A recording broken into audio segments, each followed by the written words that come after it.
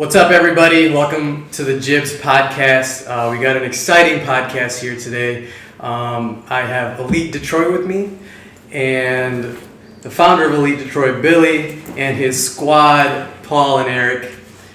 So really, the thing about Detroit is that when you think about Detroit, you think about movements, or you think about entrepreneurs or innovation. But another word that's associated with Detroit is culture. And really, because Detroit's growing, we're trying to define what that culture means. And there's all these different definitions, and somebody who I think is kind of pushing what it means to be a Detroiter is Elite Detroit. So Billy, do you want to introduce what Elite is, introduce yourselves, and just go from there?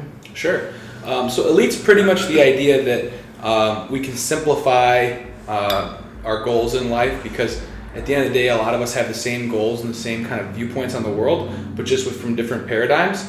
And so the idea is create a brand that simplifies these things into easy, tangible interactions and concepts that we can all rally around, right? So strip away, all the different perspectives a little bit and get down to the core things. So how do we use that brand and the idea of a brand? Because Apple and Amazon, all these different brands that are so powerful, they're able to have an impact and they're able to push ideas. So if culture is a set of ideas, we can put it into these brands, and then it goes from there. It just becomes kind of viral. I don't want to say viral because it's a kind of a cheesy word, but right. It becomes contagious. It becomes easy to latch onto, I guess is the right way to say it. It's like a positive feedback loop at that point.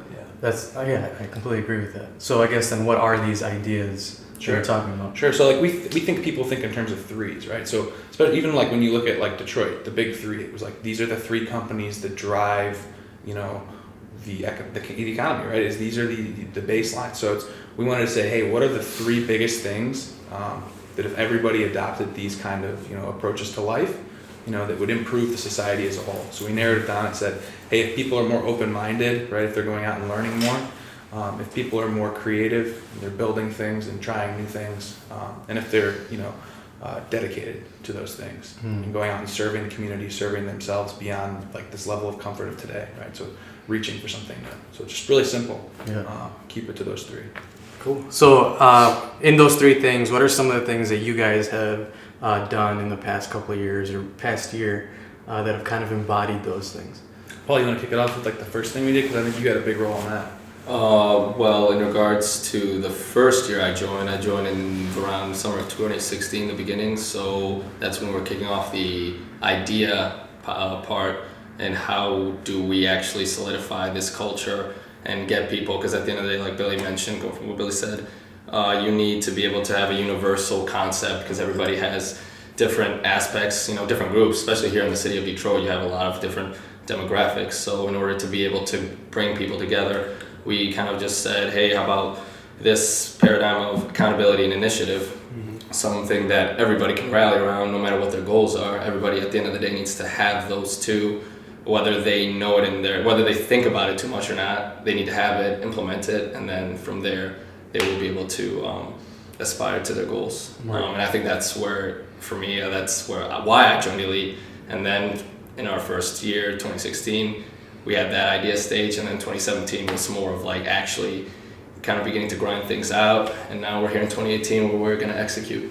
Specifically, though, in 2016, we worked with you, Jibran, and that was kind of our first hands-on in the community, because a lot of it was, we started off and it was like, here's this logo, here's these ideas, but it was like, you can't really go far with that, right? You have to actually tangibly be doing things. And that was always the goal. We were on a limited basis, spread out in school and whatnot. So we were able to work with you and Resurge Detroit and be able to help you guys launch your brand and your first big event, which was really cool to be a part of. So that for us was our first hands-on in the community over in Brightmoor. And that was a really cool experience to be able to see all these different people coming together and to see that we could actually have, whatever the size of the impact was, some impact and be able to meet these people. It was really cool. And that was before I was part of the team, but it was really cool to hear about, and I think it was awesome what you guys did. And for the people watching, it's like, what did we do as an organization, and what did research do? Right. Do you want to touch on that? Yeah. It's kind of you. So actually, some background here. I run an organization called Research Detroit, which I'll talk about like in another episode. But in the very beginning, I was very clueless about how to brand Research Detroit and what research meant. And Billy through Elite like really helped me kind of figure out why we're using this logo, what research means to me, to the community, and like what I hope for it to be in the future. And so through that, I was able, like fast forward, I was able to raise like $65,000 in 90 days. And I think a lot of that branding like helped with that. And when I actually launched the project, it was awesome because your whole team came out, you had people come out to really like rally the community together. And I think that's a testament to what Elite can do and what you guys plan on doing in the future. I know, like, do you want to explain the Bees project? Sure, yeah. So this past summer we teamed up with Detroit Hives, and basically the premise of their organization is, hey, we're going to repurpose abandoned lots, turn them into bee farms. So you bring the community together to do it, you get them involved, you teach them about the honeybee problem we currently have. They're dying, we get all these chemicals in the air, and you're just systematically reducing the number of bees we have, which is a huge problem for all of our food, for all of our just ecosystem in general. So what they're doing is combining this education that they're taking into Detroit public schools on a regular basis, getting kids to understand this, getting them to come out and see what's going on, and at the end of the day, you're beautifying a lot. You're creating a community center where people can come together. So what's coming up cool that we're trying to get together this year is at this lot that they have in the East Warren neighborhood, start to have community events, right? Because the premise of Elite is, here's this culture and these ideas, but like at the end of the day, we're trying to create human connections, right, that can, help people grow in themselves and in the community. So what we did last year is we teamed up with them. They just built this brand new fence around their lot, and we said, hey, they wanted to, paint it, and we're like, let's do like a community mural, right? Let's get people out here, from the suburbs and bring them down to see what it's like in the neighborhood, not just to have this perception of it, but to get there, to meet the people in the neighborhoods, to create those connections, not just in the community itself, but across borders. How do we break those down? And how do you just bring people together in a creative setting? I think that was the end of the day. It was really cool because we had Eric out there. We had some artists from the Heidelberg Project come out and kind of work together to create this vision, and then people stepped up and became a part of that. And I don't know if you want to speak to that. It was a really collaborative event. I wouldn't say I was the creative vision behind it at all, because we had some artists that we reached out to, David Shamas and Aaron from the Heidelberg Project, and it was just a really good event because a lot of people that wouldn't normally be involved with something like this to just get involved and try their hand at it, so yeah, it was good. That's awesome, man. Yeah, I was really bummed I couldn't make it to that thing, man. Well, we're going to do more of them. More. Actually, today we're going to go explore the next site of our next mural, so stay tuned. Yeah? Stay tuned. Yeah, we got more stuff in the works, and hopefully we'll continue to do them. Because at first it was like, well, why not do a mural? We were like, we could do it. We could figure that we just need paint, we need people, and we need an idea. And the more you see that, it's just about getting up and doing it, and finding the time, finding the people, and just making it happen. Okay, so I guess something that stems from that is, how do you bring a community of people together towards one common goal? Sure. Like building a mural or building a project in the elite way. Well, before we dive into it, I don't want to necessarily say that we have it all nailed down yet, No, but what we try to do is do it in a way that is, sensitive to people's where they're coming from. I guess they're what they've built up in their mind, and we don't want to come out and just completely change someone's views or anything. We're coming to bring people together to strip away kind of the extra layers and just get down to core things. So if we just put out this big kind of altruistic vision of, hey, we want to bring people together, we want to beautify the neighborhood, and we want to be creative, people are generally down with it. It's surprising how powerful of a message that is. I knew at the beginning it would be somewhat, I thought it would be cool, and people would be like, yeah, that's sweet. But when you really just simplify it and let people run with an idea, I think that's where the thing is. You empower them essentially. Yeah, absolutely. Yeah, I think it attests to that saying progress over perfection. Or at the end of the day, Elite is really about striving forward. We're continually changing, continually progressing towards better things. So to us, if we think about that ourselves and live that, we know that there's no finality in that sense. It's just about emergence at the end of the day, and that's why we also want to branch out to the community for us to learn just as much as they can learn from us. You know, it's a two-way relationship at the end of the day in terms of human connection. Absolutely. And another thing I want to touch on is, for people that want to start some kind of movement or a company, or just have an idea and they want to run with it, but don't really know where to start. You guys obviously started from somewhere. Right. So can you talk about where you started, how you started Elite, and then maybe how people can do something similar themselves? So, I don't know how far you want to take this back, but if you really want to talk about the evolution of ideas and the way that like you start something out, it really started like middle school, high school. I was just kind of drawing T-shirts and like designs for T-shirts because Detroit was starting to bubble. Stuff was happening.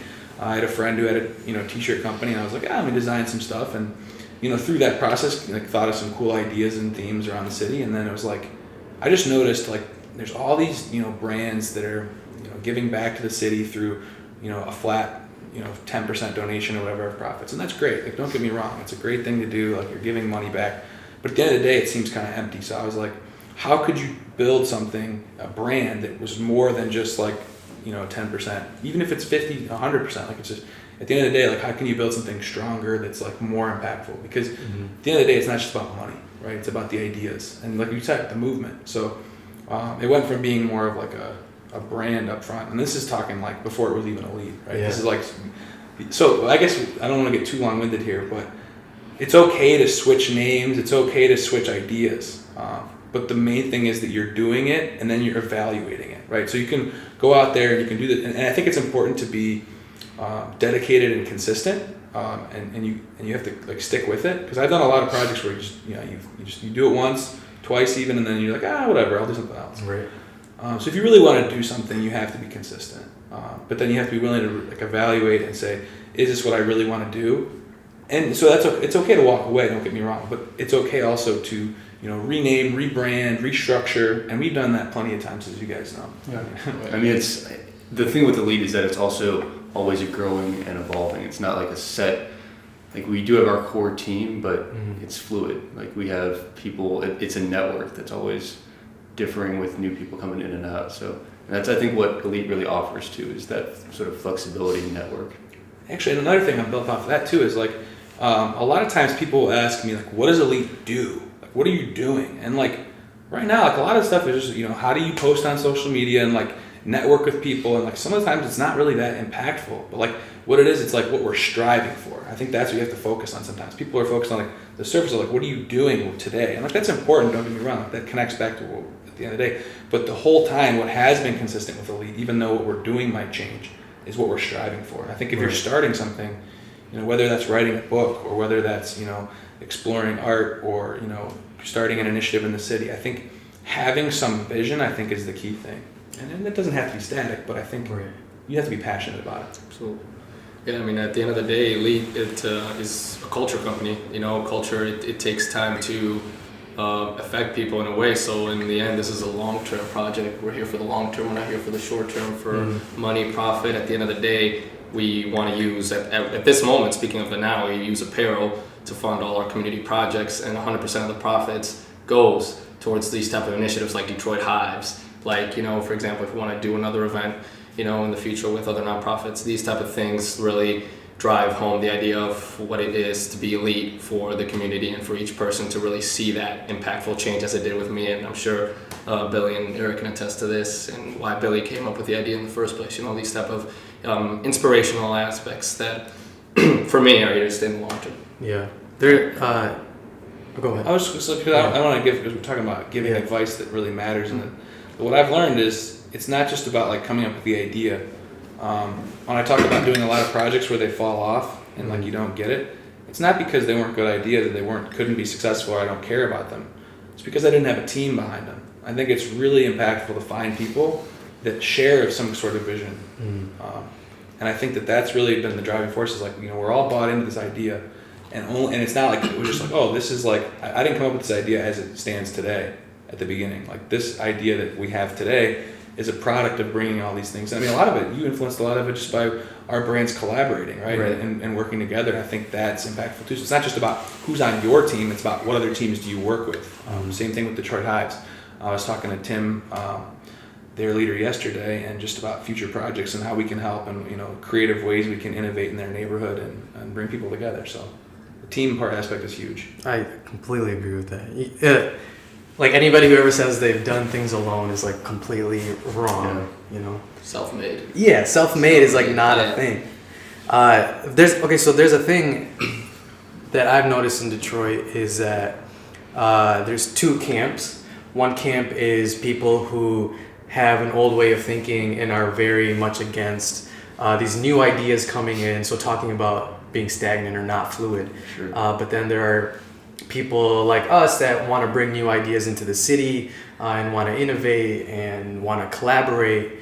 So like, how do you get that message across to people that, you know, we're just here to help and we want to figure out how we can move the city forward and really break that barrier of people that are just stagnant in their way of thinking.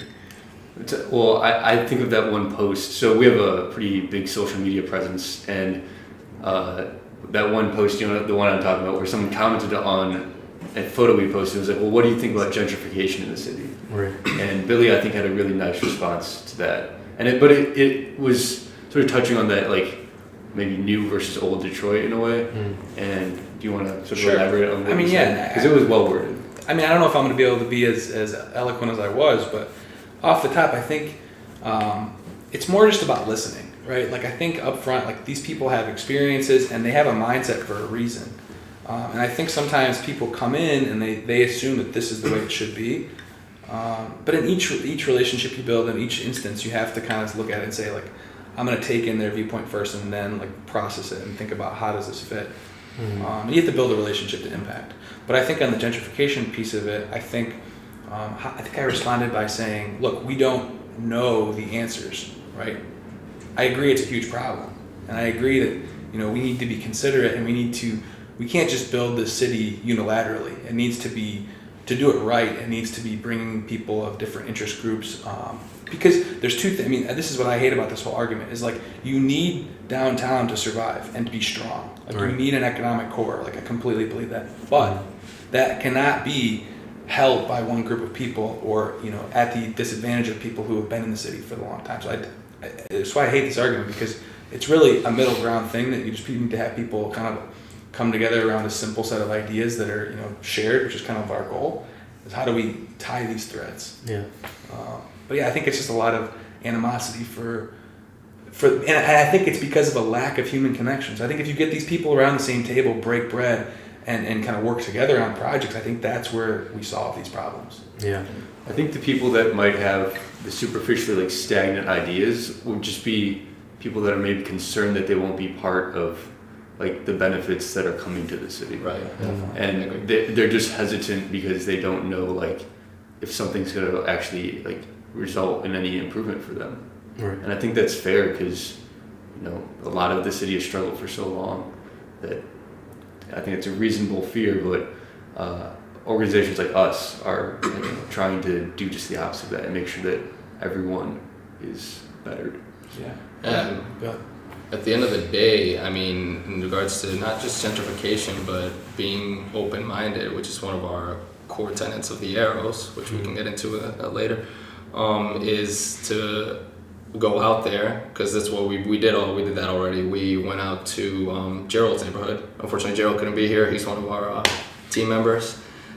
He's from Detroit, so he kind of showed us around, and it has brought up the idea, hey, like, going forward with it, connecting with the people that are from those neighborhoods or trying to know how they live to get that perspective, right? So I think it goes into that two-way relationship and how we can better know how to help as opposed to just imposing. Yeah. I think with the Bees project was a pretty good example. Like, I don't know if it was necessarily the goal up front, but it was like you get people that, you know, live out in like 27 Mile, right? And they they come down here once in a long shot for like a country concert or whatnot. Not to stereotype anything. That's what I've heard a lot. Not everybody, but they come down and they see it once in a while. And when they do, they're in Campus Martius or Cobo, and they don't have the chance to come into some of those neighborhoods. And like, so their view, you know, they get the media perception, and as we've all seen, and you know, Dan Gilbert just said, hey, you know, one of the biggest reasons we didn't get Amazon was perception. So these people, even they're from, you know, Oakland County, they have the same perception problem. So if we can get them into the community and involved, I think that's a huge win. Just to, and not just for them, it just builds trust, I think, on both teams, I guess, if you want to call it this, whatever this whole kerfuffle is. Yeah. I completely agree.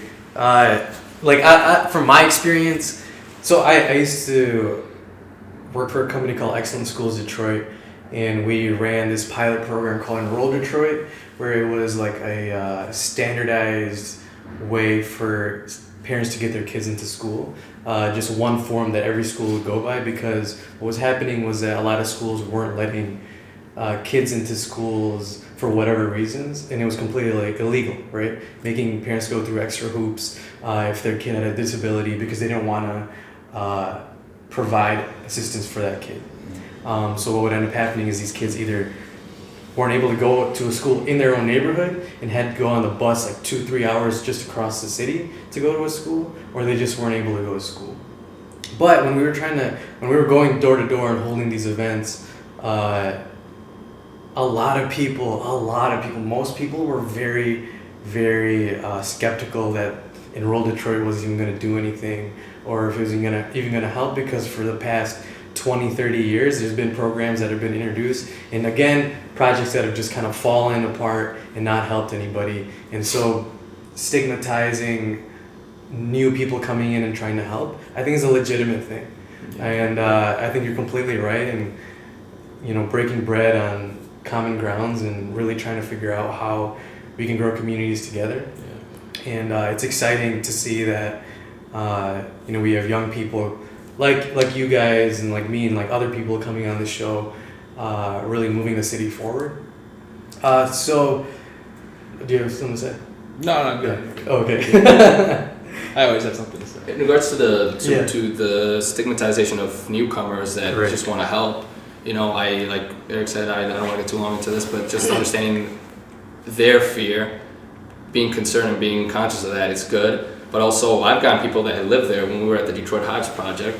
You know, there was this gentleman, I believe forgot his name, escaped his name, but his house is right next to the plot of land where Detroit Hives is. He was telling us, yeah, we want people to come in, but he knows about the stigmatization within his community, how he was telling me, like, hey, like, yeah, some of these young guns or even older people just they don't want that, not because, you know, of some hey, but it's like just they don't want it to change in a way, you know, and we need to be able to just kind of see where the sensitive spots are and just talk about it, like have these discussions. How can we progress forward? I think it goes back to what Jabron was talking about, right? Like, there's a history behind this all, right? And so it's not like this just comes out of nowhere, this mistrust. This mistrust is well-founded in a lot of things that our ancestors did wrong, and in the ways that they came into the city and tried to say, hey, we're going to help you. It's like, you're really not helping. You're making things worse, and you're cornering us off in these different areas. So I think some of this mistrust is well-founded, and we should respect that. But I think to go forward, you always have to have a growth mindset, right? You always have to be like, look, that's the past, but how do we come together and build something new? Mm-hmm. So on that note, building something new, where do you guys see yourself in 5 years, 10 years? What's the vision? The vision 5-10 years down the road, it's fluid, right? So a lot of this stuff moves, but I see us having almost like a compound, right, where you have a central building where it's a community space, where you have places for people to come do creative projects, to come do lectures, to come do classes, all these things that are, you know, engaging and helping people grow. So it's almost like this growth hub. And I think that would be really impactful if you have space to do it. I know we've talked a lot about how much spaces can impact people. Right. So not only that, like, I think it's really important to have our like central location for us to work and to focus on this. But I think within that, I'd like to see us programming events and, you know, whether it's contests for folks to get involved in and to with their artwork or with sport or whatever it is. I think I envision us as a community project and community event brand that helps link people together. So I think some manifestation of a location that we have that would house these events in a big way. And I guess maybe I'll go off script a little bit here too, really. Yeah. So part of this idea that for Elite came off of, I worked for an organization called Friendships. Basically, they're based in Louisiana. They've been doing this for probably 30, 40 years. I don't even know off the top of my head. But basically what they do is they take these massive ships that were donated from different folks, load them up with food and medical supplies and toys and all this stuff, clothes, and they take them all around the world. They were in Soviet Russia during the USSR's reign. They're currently over in Syria. They've gone to Haiti. They've done stuff domestically, even like Kirk and Katrina, all this stuff. So being a part of that, they have this program called the Seahawks program. It's for folks that are like 18 to 26. So it's like you're in a military style boot camp, right? And everything is regimented. You're wearing uniforms all day. You're doing like 3 physical training sessions. Like you're getting your butt kicked all day. No communication with the outside world really. But it was like a huge time of growth for me. And it was like, look, I'm really barreled down. I'm doing, but it was fulfilling, right? Because you're doing this community work all the time. We would spend our Friday nights going out into the kind of less fortunate neighborhoods of Lake Charles, Louisiana, and just taking food and playing with the kids and just like bringing the community out. And I think that just being a part of that was so cool and so inspiring. It was just a fulfilling life to live. I would like to bring some sort of program like that here. And I think that's when I'm getting to this idea of a compound, I envision it being like almost like somewhat of a barracks, right? So you have these folks, these young folks, you give them a cheap place to live, you give them cheap food, a place to be creative and connect, and then give them fulfilling work they can do in the meantime. I think that would be really impactful in my mind. I think if you think it, you can do it. Yeah. I really, especially since you've had the experience and that it can have a real impact and that it can happen. We're going to wrap up with a few more questions. Is there anybody that you've come across through your time in Elite in Detroit doing cool things that you think should be on the show? I mean, off the top of my head, I'm thinking Tim. What do you guys think? Detroit Hives, definitely. I mean, when Yeah. I heard about him and doing the work that he does as an urban bee farmer, that's huge. I mean, you already have the urban farm movement that's been in the works for quite a while now. You can attest to this, definitely having local crops grown for the local community and being able to provide that for all across Detroit. I think the same thing can happen with the urban bee farm movement, so why not? So I see Tim as a potential guest for you here. That's I think good to know. That's huge. Why Detroit? What's so special about this place? I think Detroit, so I guess I have a background sort of in architecture and viewing, Just cut it out. cut it. Yo, Quicken's calling me, bro. Is it really? You gotta Did tell you them call stop. for a mortgage? They call me all the time. Did you submit and lower my bills? Like 2 years ago. They don't stop. I'm keeping this on there. I'm not gonna. Quicken There's no blooper reel. Yeah. Anyway, no, I think, so I'm not originally from Detroit. I moved here after college, and but I think Detroit's a really fascinating city, and to me, it's one of the most unique cities in America, and I really mean that, in that, like, I don't think there's any other city where you can, like, experience the full range of all that American society has to offer in such a short, like, compact distance, because, like, such a weird thing when I first moved is, like, you can be on one block and then, like, 2 blocks over, like, it can be beautiful historic houses, and then 2 blocks over is, like, blight and abandonment. And it's both so, like, weird that you can have that level of contrast, but I think it's also a really unique facet of the city, and kind of an asset that goes, like, undersold. And I think it's, instead of viewing, like, a neighborhood, but Detroit's overall, like, even demographics that interests me, and the way that it's risen and fallen is kind of like unlike any other city. There's other cities that have, like, had the population decline, but you have to think Detroit was the 4th biggest city in the U.S. for a good number of years, and, like, that's a pretty big impact, like, it had on sort of our landscape as a country, and and I think that legacy continues, and it's really cool to be like part of it and be here. And I've been to a lot of cities like in the U.S. and just around the world in general, and I really appreciate a city like Detroit that has its own sort of presence, culture, and sort of urban like vibe, if you will. Not every city has it, and like I think we take that for granted in Detroit, but it really does have its own like presence, and I think people that come here realize that and they like it. I mean, connecting it back to what you just said, like the history of it. You look at World War II, and where was the industrial prowess behind the winners? Like it was all Detroit. It was the manufacturing power. So, I mean, it a lot of the trouble for us obviously has been this technological revolution. But I mean, you just look at where we've come from. I think that the culture behind it, and just the people talk about Detroit hustles harder, and the reason that's such a pervasive brand is because, look, it makes sense. Detroiters are willing. I mean, hustle can be sometimes a bad word to use, but at the end of the day, it's about grind, it's about grit, it's about getting in there and doing the tough blue collar work to make what you want to happen. And I think that the fact that we, as a community and as a region, hold that value so strongly, I think is huge. Like, it's impactful if we all have that shared view. Mm-hmm. Right. I mean, at the end of the day, I completely agree with everything that's been said here in regards to why Detroit is so special and how we can continue to grow as a city. When I first moved here from Mexico, I saw blight more spread out. So when I first came here, it was like I saw this more compacted, city with the same type of, trust. Like, how can I say? It's like pretty much, blight. In essence, so I was like, wow, like how did this all happen? And you obviously have the riots in 1967 and the problems of self-segregation and gentrification. But at the end of the day, that's why, to me, Elite is very well founded on trying to bring people together with those universal concepts and being able to say, hey, Detroit, they always talk about comeback city, where's the comeback? People from the outside will try to negate it at some point, but comeback and growth is a process.